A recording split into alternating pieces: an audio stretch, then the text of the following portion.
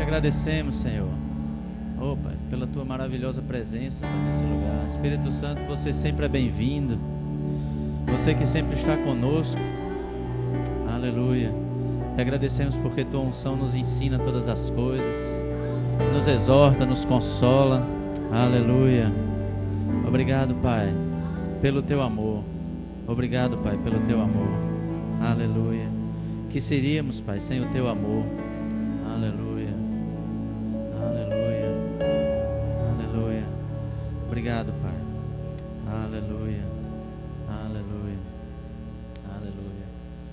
Podem sentar, queridos. Podem sentar, amados. Obrigado. Aleluia. Bom dia, amados. Graça e paz. Aleluia. Aleluia. Muita gente viajando, né? Feriadão. É bom. Aleluia. Aleluia. Mas os que estão aqui vão receber e os que estão em casa, né? Agora a gente tem este canal. Aleluia. Aleluia. Sabe, amados, é sempre bom a gente cantar quem Deus é, né? Às vezes a gente isso não é nada com você especificamente, nem com ninguém, mas às vezes nós temos alguma dificuldade de expressar o que nós sentimos a Deus. Não vou dizer que seja natural, não era para ser natural, mas acontece. Então, quando a gente canta, quando a gente tem uma canção, alguma coisa, a gente consegue expressar algumas coisas que a gente só conversando em oração, às vezes a gente não consegue, né? E sabe de uma coisa, queridos? Deus não está muito, assim, não está se importando com isso do ponto de vista de, não, vou lhe castigar porque você na oração não me diz isso, né? Não me diz essas coisas, porque você só fala comigo essas coisas cantando. Sabe, Deus não está preocupado com isso, não. Agora, Deus quer que quando você cante, que você cante de todo o seu coração, né? Que você, se você tem uma dificuldade, agora trabalha nessa dificuldade, né? Que a gente precisa trabalhar essa dificuldade. Agora, se você tem uma dificuldade, num momento de oração, você está expressando quem Deus é, e numa canção você consegue, então canta mais, querido, né? Canta mais. Quando estiver em casa, por que você acha que Deus é um Deus religioso que vai querer as suas orações apenas num momento assim, de que você vai estar sozinho no seu quarto? E tá certo que Jesus disse isso, mas Jesus disse para você, na verdade o que ele estava querendo dizer era que você tirasse a sua atenção das outras coisas. Não quer dizer necessariamente que você, toda vez que você vai orar, você precisa estar no seu quarto, sozinho, com a porta fechada, orando ao Senhor, ajoelhado, né, com a cabeça baixa. Não, Deus, não, querido, Deus não é um Deus religioso. Amém? Deus não é um Deus religioso. O homem é religioso. Deus não. Deus não é religioso.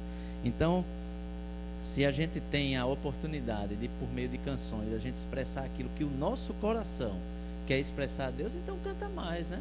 Tira um momento de oração, começa louvando, pega a letra da música. Se não sabe decorar, pega a letra da música, consegue com alguém e começa a cantar, né? Eu não sei a letra de música nenhuma decorada. É incrível como eu não consigo decorar a letra de música. Natan, meu filho, ele sabe um bocado de letra de música decorada, eu não sei nenhuma. Ele disse, papai, canta essa música. Eu disse, meu filho, não dá, não sei. Não, vamos começar, vamos. Aí eu começo, daqui a pouco eu estou. Eu não sei a letra da música. Mas aí o que é que você faz? Você pega a letra, né?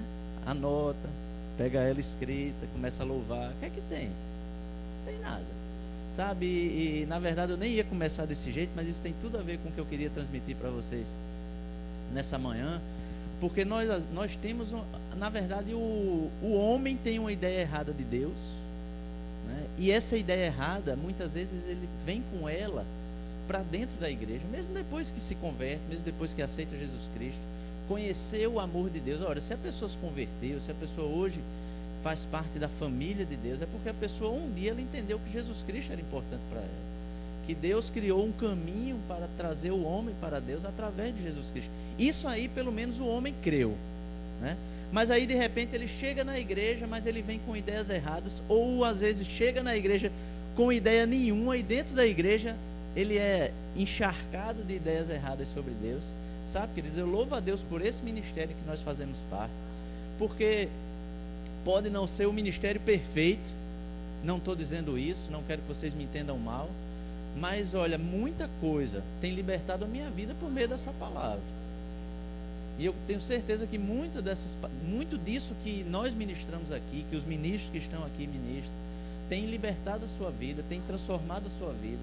Por quê? Porque a nossa esperança é que essa palavra, ela venha para te libertar.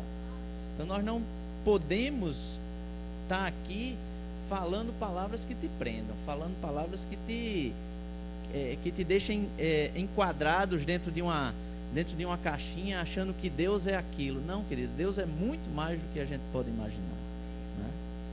Deus é muito mais do que isso. Então, as pessoas têm uma ideia de que Deus é um Deus eu não sei se é porque ele tem tanto exemplo no Velho Testamento, ou seja, na Velha Aliança, quando o homem não conhecia exatamente qual era a natureza de Deus, o caráter de Deus, antes de Jesus Cristo. E nós às vezes nos atemos tanto à velha aliança e nos esquecemos do que Jesus Cristo veio para fazer. E nessa velha aliança Deus era um Deus de ira, veja só, eu não estou dizendo que era isso, estou dizendo que o homem pensa, que Deus era um Deus de ira, que Deus era um Deus com o cajado forte, ele batia mesmo, e era assim, mandava matar todo mundo, porque afinal de contas existem exemplos disso na Bíblia. Mas nós precisamos entender o que eram essas coisas, né?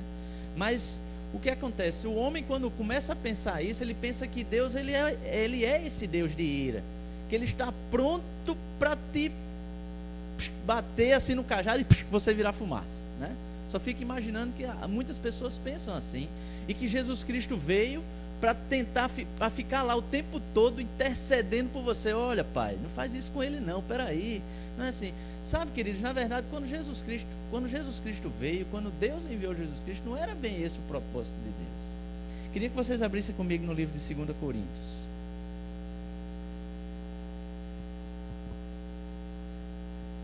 2 Coríntios capítulo 5.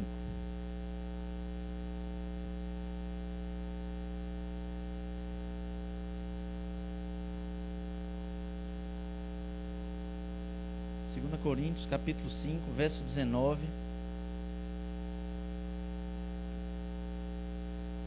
Todos abriram? Diz assim, verso 19 diz: isto é, Deus estava em Cristo, reconciliando consigo o mundo, não lhes imputando os seus pecados, e pôs em nós a palavra da reconciliação.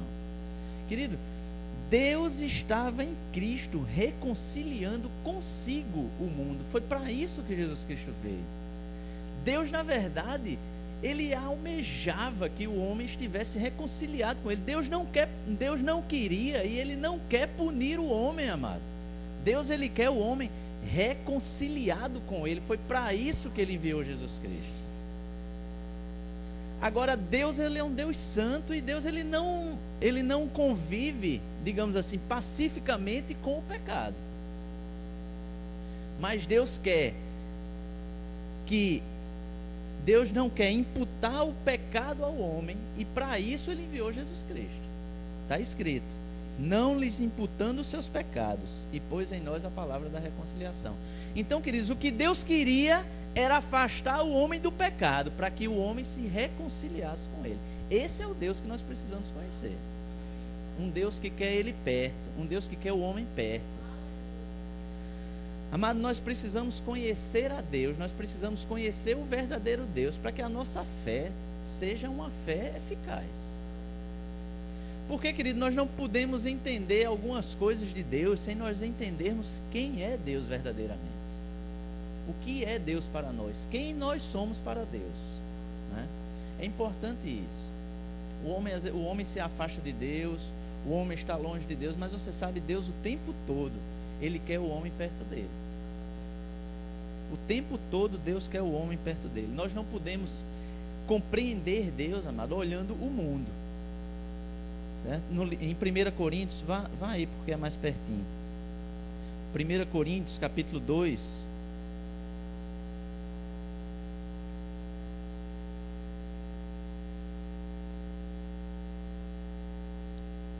1 Coríntios capítulo 2, verso 14. Diz assim: ora, o homem natural não compreende as coisas do Espírito de Deus, porque lhes parece loucura, e não podem entendê-las, porque elas se discernem espiritualmente. Sabe, querido, nós não podemos ser homens naturais. Sabe, Paulo, quando estava escrevendo isso aqui, ele escreveu para pessoas que já eram da igreja.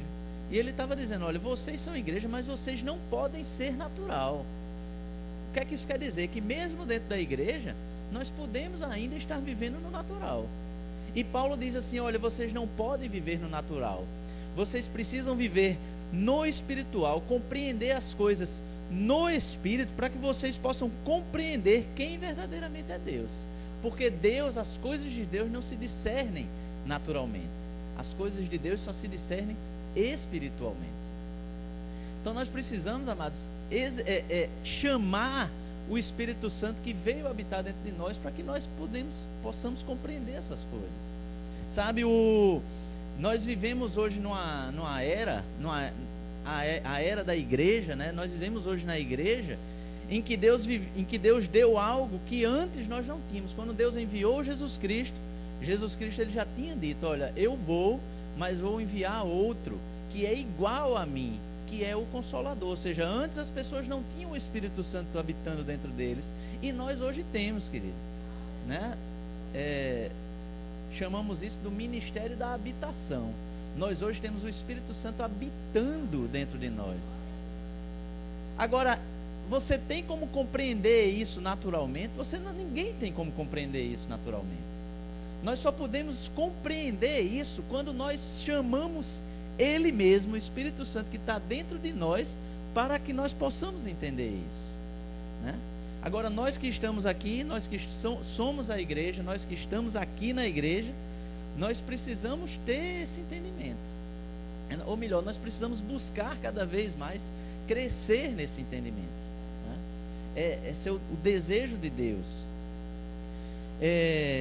Por quê? Porque, como eu disse, nós não podemos compreender a Deus, nós não podemos entender a Deus simplesmente olhando o mundo. No livro de 1 João, capítulo 2, verso 15, tem algumas passagens que eu vou ler, porque eu anotei aqui. Então, se você fica à vontade, tá bom, queridos? Para ir lá, para examinar. No capítulo 2, verso 15, diz assim, ó, não ameis o mundo, nem o que no mundo há. Se alguém ama o mundo, o amor do Pai não está nele. Porque tudo o que há no mundo, a concupiscência da carne, a concupiscência dos olhos, a soberba da vida, não é do Pai, mas do mundo. Então, querido, esse é o mundo. A concupiscência da carne, a concupiscência dos olhos, a soberba da vida é do mundo.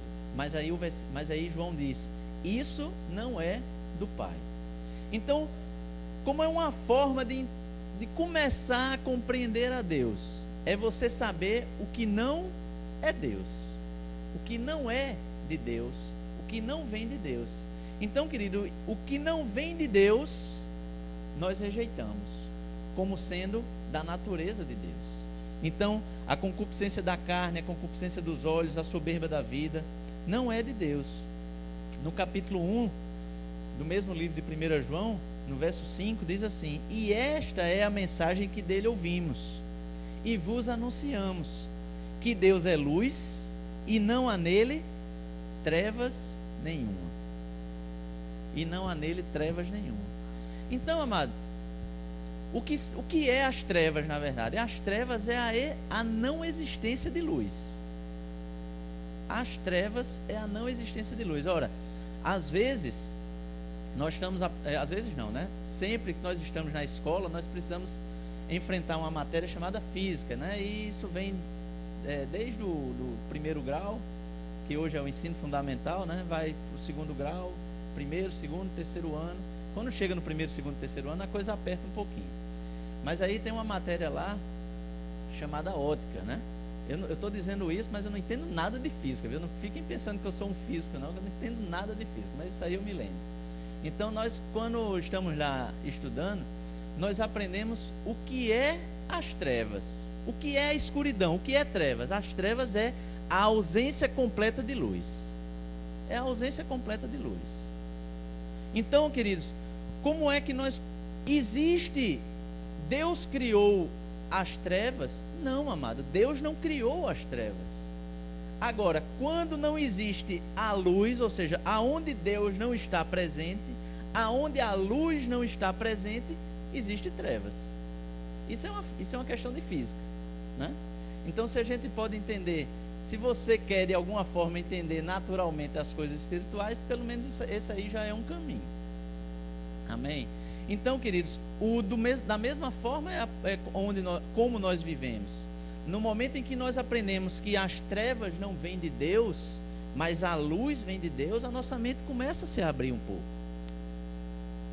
Porque diz, em Deus não há trevas nenhuma, né? Em Deus, amado, não. Então, com isso nós podemos entender o quê? O que é o mal? É a ausência do bem, né? O mal é a ausência do bem. Aonde não existe o bem, existe o mal. Deus não criou o mal, amado, mas a ausência do bem, a ausência da presença de Deus traz o mal. E foi isso que aconteceu, né? Deus, ele é amor, né? Esse versículo a gente conhece, está aí em 1 João também, capítulo 4, no verso 16, diz: e nós conhecemos e cremos no amor que Deus nos tem.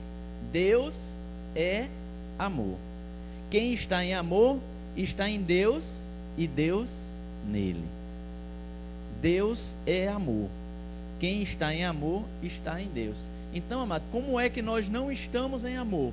Quando nós não estamos em Deus. Sabe, o mundo ele pode morrer de falando sobre o amor, mas na verdade, sem Deus, não há amor. É tanto que, digamos assim, o português é até uma língua... O português não. Na verdade, muitas outras línguas é até uma língua pobre para expressar isso, né? A gente, quando começa a estudar, quando a gente faz o rema, quando a gente estuda mais um pouquinho, a gente entende que essa mensagem aqui foi transmitida para a gente na língua grega, né?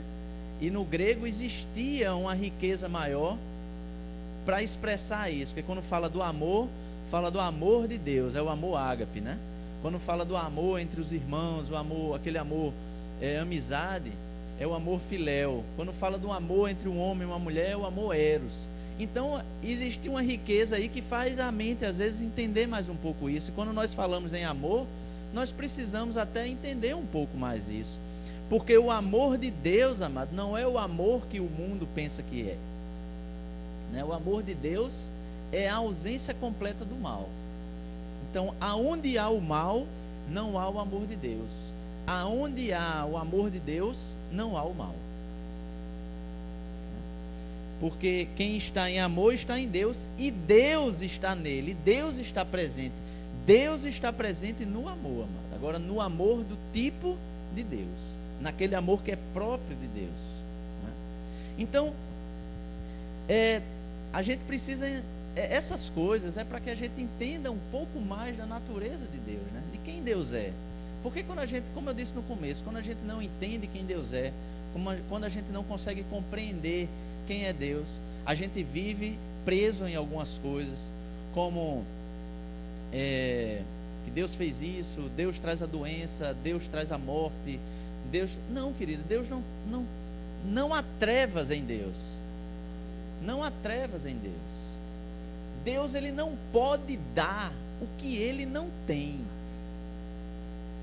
Deus não pode dar o que ele não tem. Não existem essas coisas na presença de Deus.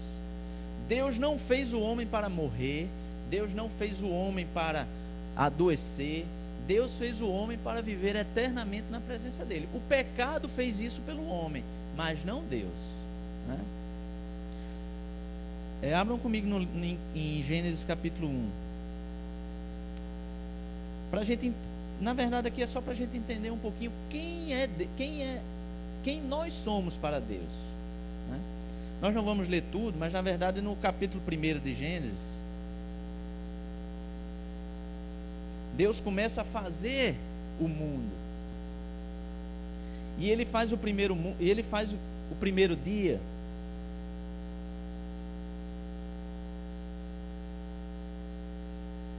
E no primeiro dia, Deus, quando termina, diz que viu que era bom. E Deus faz o segundo dia. E no final, ele diz que era bom. Quando Deus faz o terceiro dia, diz que Deus viu que era bom. E Deus faz o quarto dia e vê que é bom. Isso aí eu estou passando, é todo Gênesis capítulo 1, tá bem? Para a gente não ler tudo. E Deus faz o quinto dia e vê que era bom. Mas aí, querido, no sexto dia Deus faz o homem. No sexto dia Deus fez o homem. E diz que Deus fez o homem, diz assim, e também disse Deus, façamos o homem à nossa imagem, conforme a nossa semelhança. E no final, no verso 31 do capítulo 1, depois que Deus fez o homem, ele disse que tudo era muito bom. Muito bom. Então, amados, toda a criação de Deus, por mais perfeita que fosse, por melhor que Deus tivesse feito, porque Deus não fez nada imperfeito, né? A criação, ela é perfeita. A criação, ela é linda. Você imagina, olha, depois do pecado é que veio espinhos e abrolhos sobre a terra, né? Veio as coisas ruins sobre a terra, até na própria natureza. Antes disso, nem isso existia. Antes do pecado, nem isso existia. Você imagina a perfeição que era a terra. Mas para Deus tudo isso era bom. Para Deus as coisas só ficaram muito boas depois que Ele nos fez, depois que Ele fez o homem. Então esse é a visão que Deus tem de nós, amado, do homem. Nós não podemos achar o tempo todo que nós somos o vermezinho de Jacó, né? Somos o verme. Isso tem lá no livro de Jó, fala dessa expressão, né? Mas na verdade, não sei se você sabe, mas o livro de Jó foi o primeiro livro que foi escrito, o primeiro de todos da Bíblia. Foi escrito antes de Gênesis, antes de Êxodo, antes de todos. O primeiro livro que foi escrito foi Jó. Então as pessoas, amado, naquela época, elas não tinham ainda uma ideia, uma revelação de quem era Deus. Ora, acabou-se todo o Velho Testamento, até Malaquias, 400 anos se passaram para Jesus Cristo chegar na terra.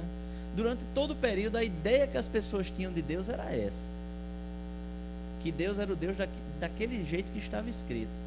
Mas o que é que nós lemos? Que Deus enviou Jesus Cristo para reconciliar o homem com Ele, para mostrar ao homem quem realmente Ele era. O objetivo de Deus com Jesus Cristo, amado, foi mostrar ao homem quem Deus era. Para mostrar, porque Deus já tinha dito que Ele não mudava. Tem escrito lá em Malaquias capítulo 3, verso 6, porque eu sou Deus e não mudo. Agora, não mudo de quem? Daquilo que era Deus trabalhando contra o pecado, que eram algumas referências que a gente tem no Velho Testamento, julgando o pecado, ou Deus que criou o homem lá no Jardim do Éden. Não, amado, Deus não muda, e Deus também não é nenhum esquizofrênico, não é bipolar, não, amém? Deus é o mesmo, Ele é o mesmo o tempo todo. O que a gente precisa entender é que o Deus do Éden é o mesmo Deus depois do Éden e é o mesmo Deus depois de Jesus Cristo. A diferença é que no Éden era o Deus que estava vivendo com o homem sem o pecado. Depois do pecado era o Deus vivendo com o homem, julgando o pecado. E em Jesus Cristo é Deus voltando a viver com o homem sem o pecado. Amém? Então, amado, Deus, o Deus que Ele queria reconciliar o homem. Deus, Ele precisava que o homem voltasse a ter uma comunhão com Ele, aquela comunhão que existia no Éden. Era esse o desejo de Deus. Era esse o desejo de Deus. E Deus, amado, Ele precisava mostrar ao homem quem Ele era. E Jesus Cristo, Ele foi enviado para isso. No livro de Tiago, abram comigo aí, que não é muito longe de 1 João. Ah, não, mas a gente está em Gênesis, né? É longe. Mas abram comigo lá em Tiago. Pensei que a gente ainda estava em 1 João. Tiago, capítulo 1.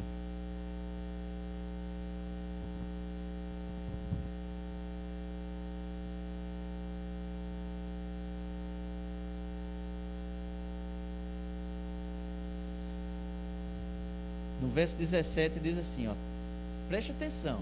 Esse é o Deus da Bíblia. Esse é o Deus que criou o homem no Éden. Diz assim, ó, toda boa dádiva e todo dom perfeito vem do alto, descendo do Pai das luzes, em quem não há mudança nem sombra de variação. Esse é o Deus que nós precisamos conhecer. Esse é o Deus que tinha se revelado em Jesus Cristo. Porque esse era o Deus se revelando para o homem voltar a ter a comunhão com ele que tinha lá no jardim, antes do pecado. Às vezes isso parece, eu não digo para nós, né? Nós estamos na igreja, vivemos na igreja, já somos mais maduros em relação a essas coisas. Mas às vezes, amado, até quem está no mundo e as pessoas que estão na igreja, pensam nisso como algo assim meio surreal, meio irreal. Não, Deus não é assim não. Deus é um Deus que julga, Deus é um Deus que pune.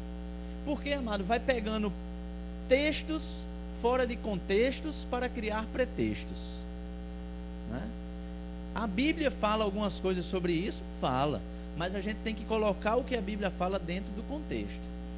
Agora, como é que você vai unir alguns contextos que falam sobre um Deus que pune, um Deus que mata, um Deus que traz doença, para um versículo como esse? Como é que você consegue enquadrar que toda boa dádiva, todo dom perfeito vem do alto, descendo do Pai das luzes, em quem não há mudança nem sombra de variação?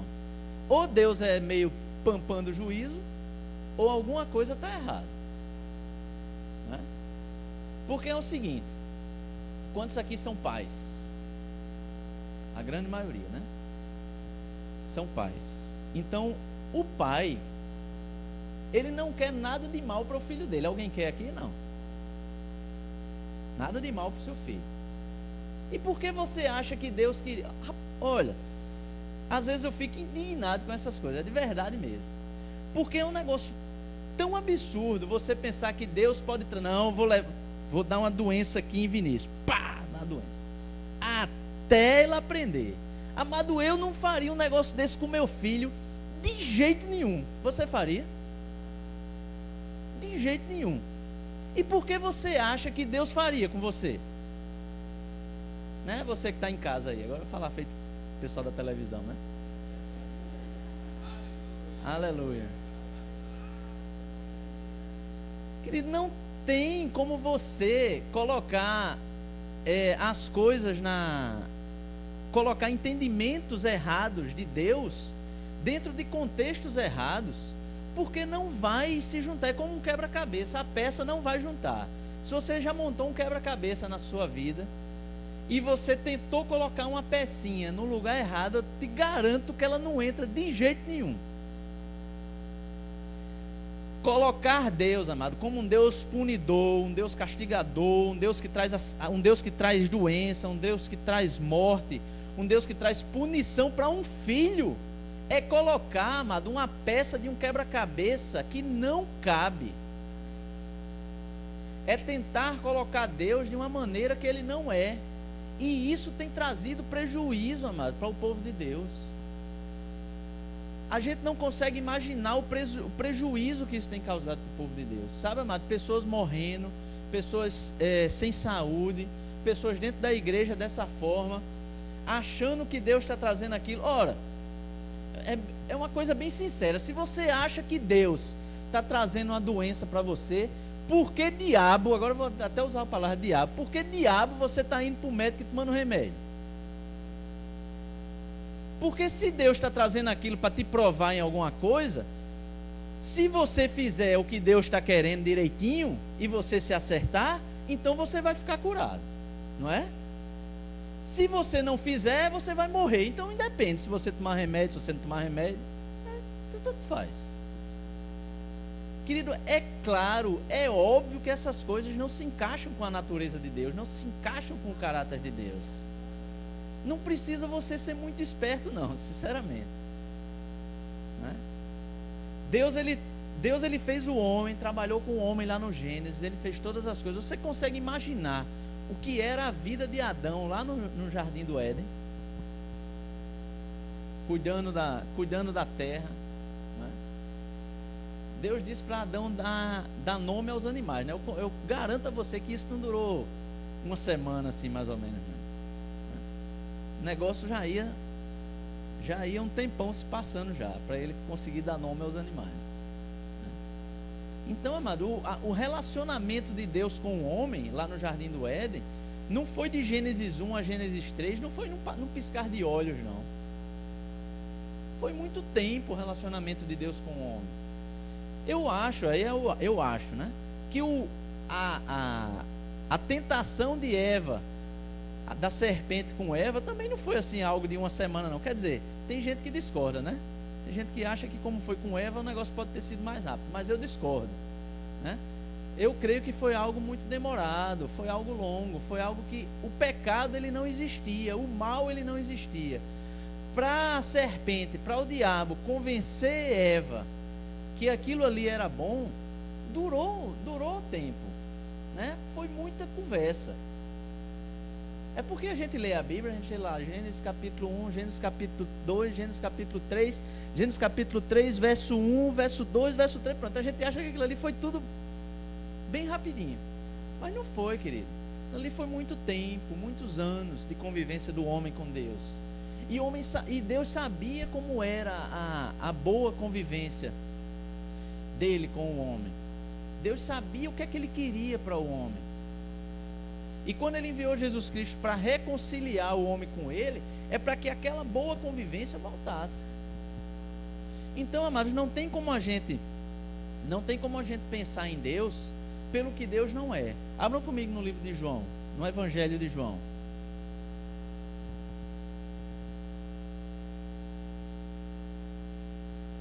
Aleluia. Capítulo 10.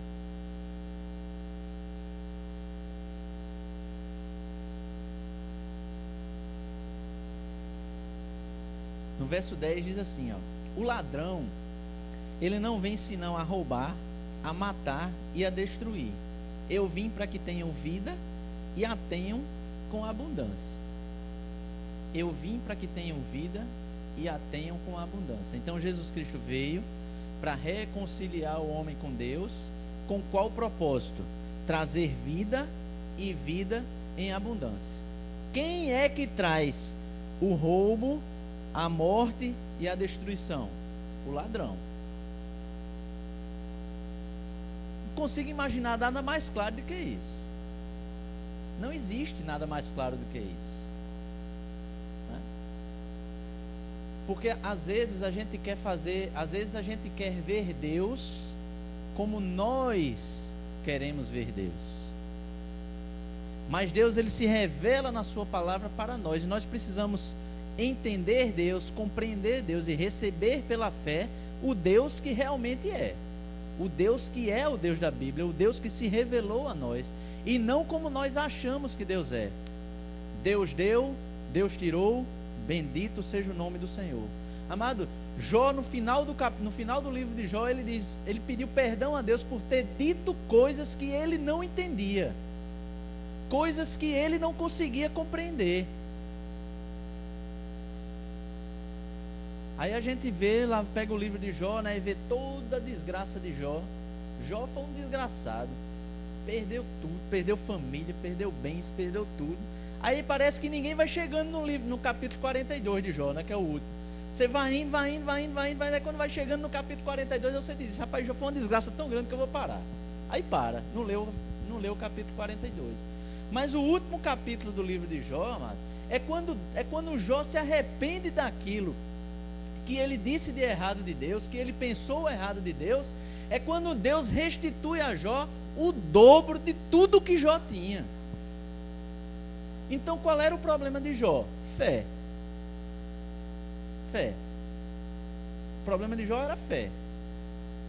Porque Deus, ele se move através de fé. Porque quando você não tem fé, você não está acreditando em Deus como Deus é.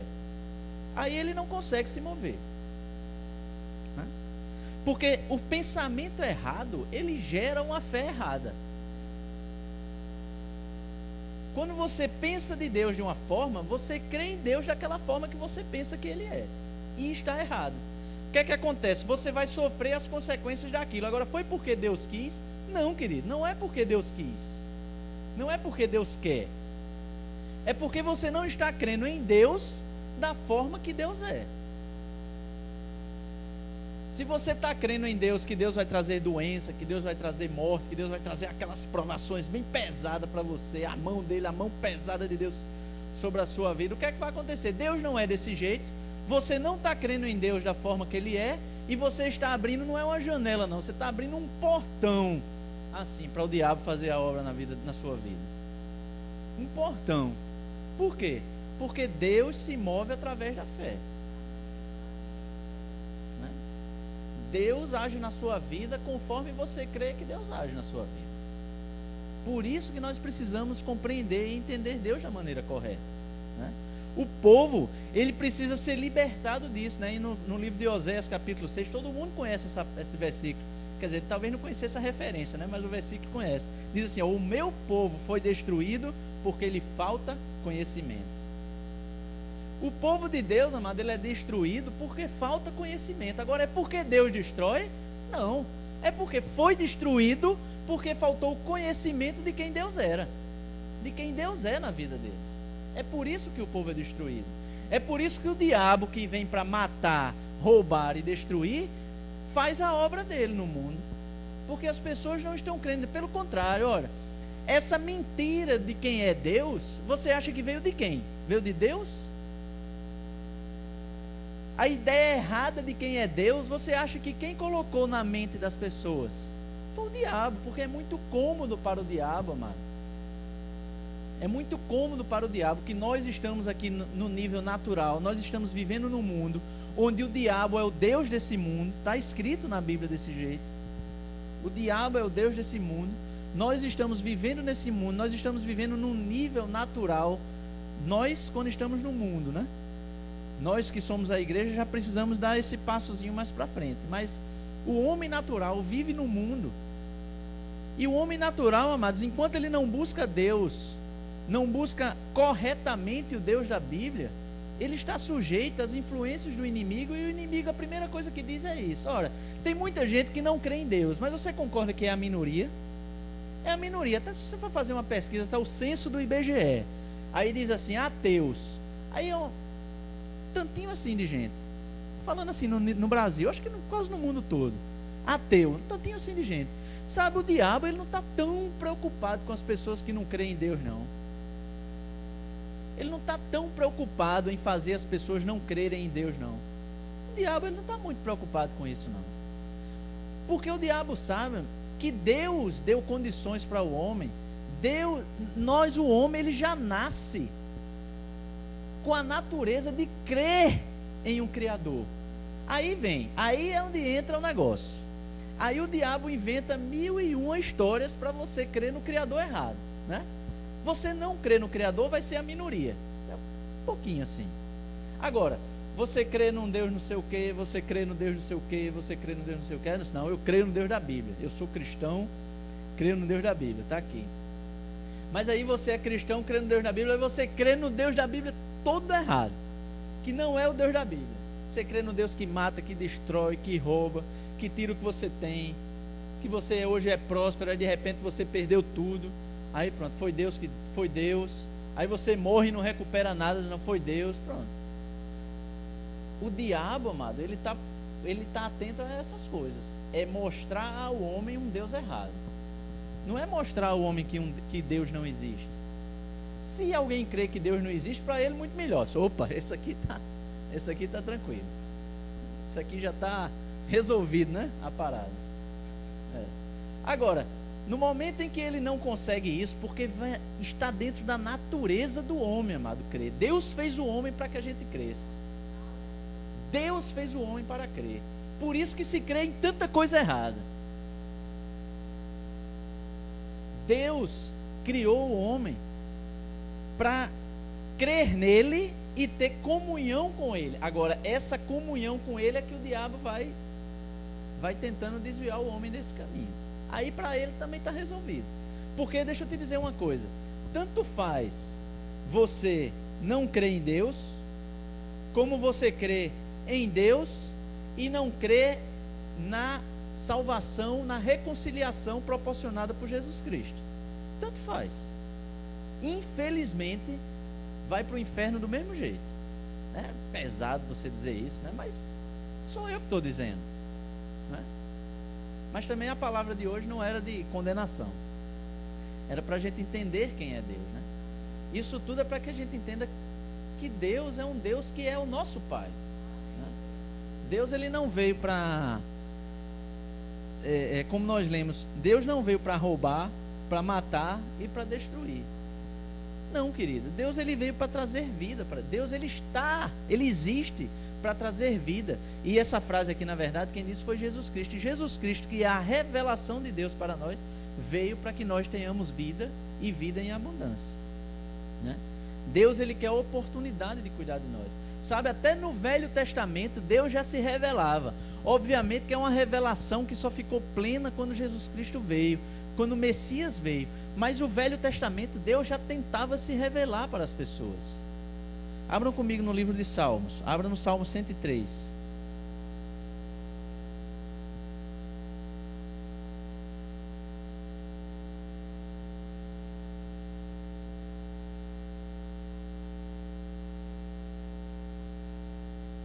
Salmo 103, todo mundo lá,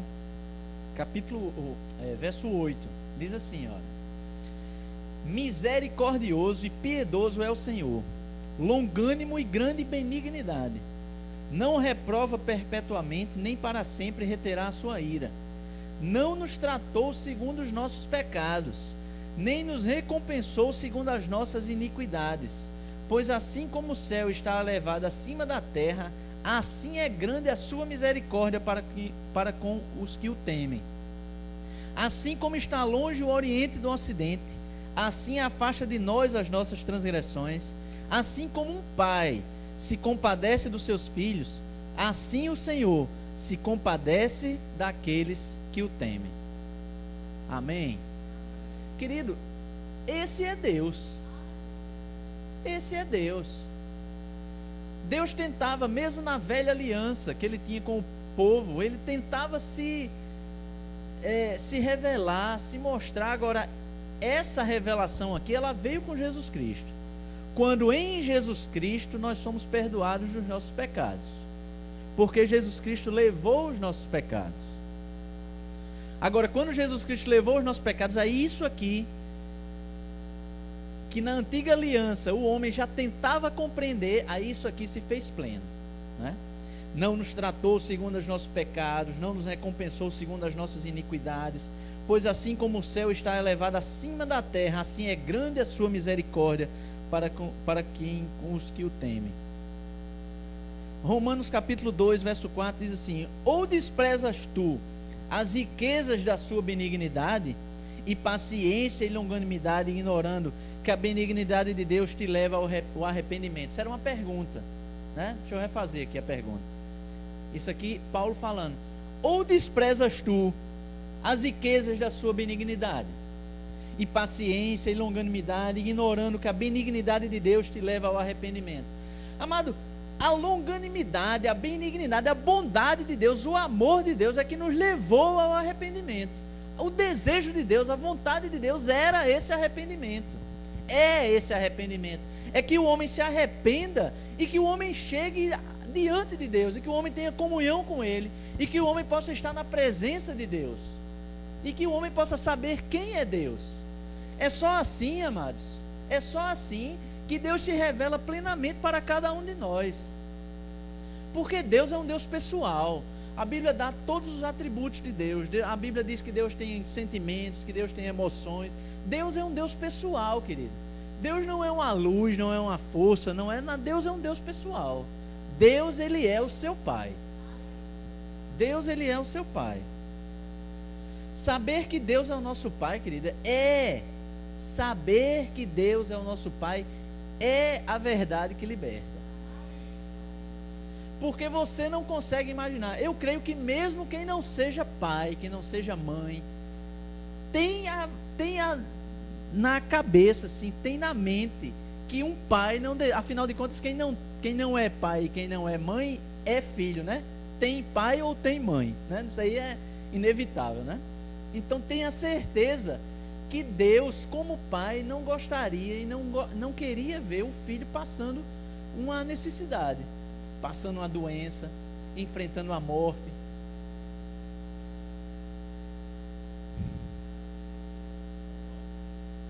Aleluia. Gálatas capítulo 4.